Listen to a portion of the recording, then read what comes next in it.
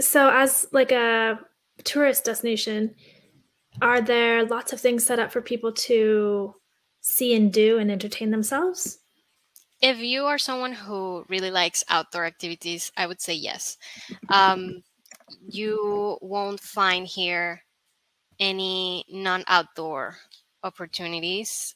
Not a lot. There's not theaters or movie theaters, museums, but there is opportunity to do hiking, um, surfing, kite surfing, paddle boarding.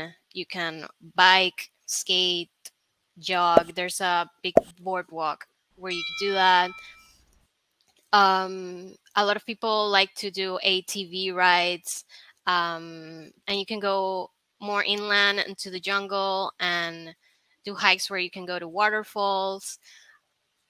So it's very fun if you're a very outdoorsy person and you seek that kind of life. And then for non-outdoor, so say you're more of a looking for like cultural entertainment or amenities, is there much to do there on a rainy day, or are you kind of left to entertain yourself? I believe you're kind of left to entertain yourself. Um, there are cultural activities throughout the year, but it's not something constant. I think that if you do not want to live an outdoor life, um, then maybe Las Terrenas wouldn't be the place.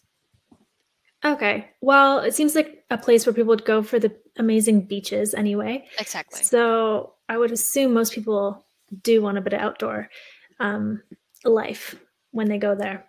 So it shouldn't be a problem. Yeah, I think that once you go there, you get the clear picture. So there's no surprises with that. Okay, and since people are going to be doing all kinds of outdoor stuff when they're in Las Terrenas, what is the weather like there? Because a lot of people write in to say, you know, I want to live by the beach, but I don't want any humidity and I don't want the tropical environment. What can you tell us about the weather? The Dominican Republic in general and Las Terrenas for sure has a tropical climate. It's sunny, it's hot, it's humid, and it rains frequently. It's the kind of rain that it probably won't last all day. It'll get cloudy for a couple hours, maybe it'll rain for a bit, and then it'll stop. And the rest of the day, it's sunny again. But it's pretty consistent throughout the year. So there's no change of season. So if you're someone who maybe seeks that, the weather in Las Terrenas is consistent like that. Okay, it sounds like it could be a great also snowbird destination. So if someone wants, for instance, from Canada or northern United States, they want a dose of hot tropical sticky weather, they are guaranteed to find it any time of year in Las Terrenas. Exactly. And it wasn't that hot either. There was a pretty nice breeze when I was there. So it's not extremely humid either, but for sure it's a snowbird destination. Okay. And what about, so you were traveling there on your own. How did you feel in terms of safety? So in Las Terrenas, I felt really safe. People, when you're walking around, people will say stuff, they'll say hi. I didn't feel threatened, and I asked around, and the consensus was that everyone felt safe. There's no fear of someone like stealing your phone while you're using it outside or petty theft like that, which in Santo Domingo is not the case. Everyone warned me in Santo Domingo, keep your phone in your pocket, in your purse, don't take it out. And I did feel a little bit more alert there. But in Las Terranas, I was completely fine. That's By good to know. walking by myself, I had no issues. That's great. I'm happy to hear that that you felt safe there and that other people can feel the same. It seems to have been really popular with different types of expats and locals for a while. What would you say, what were your impressions of the expat community? Do you think that it's reasonably sized, diverse, etc.? What was your impression of it? I would say it's diverse. Since the town has an established expat community, you'll find a lot of restaurants and stores that have been opened by different kind of expats. The first ones were the French, so you'll see a lot of French restaurants, and then also Italians, the Spanish, Germans. But since the pandemic, our sources told us that Americans and Canadians now are fighting for the first spot of people who want to move to Las Serranas. So I think you'll find a big pool of people who you can find community in, and not only in the retiree age, but I've been also told that with our global climate, people with like younger families are moving overseas. People with kids, people in their 30s, in their 40s. So there is opportunity to find community for people of all demographics. Right.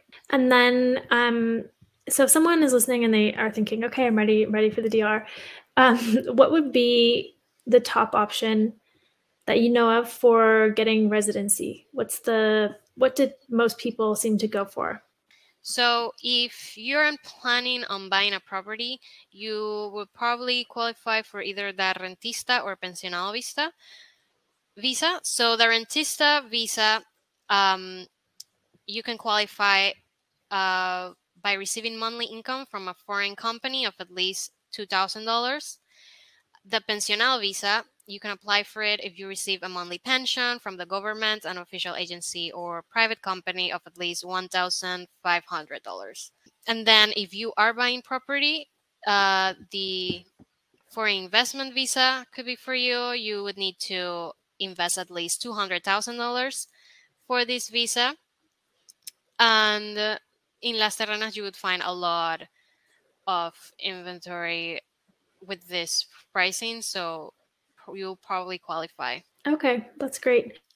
Great to know. I know the DR is one of Leif Simon's top recommended offshore havens for people looking to get a second passport, because they have these sort of fast track options where if you can either prove a bit more or pay a bit more, you can get citizenship in an accelerated way. So normally in most countries you have to hold permanent residency for 5 years, and I think in the DR it's 2 or 3. I need to check.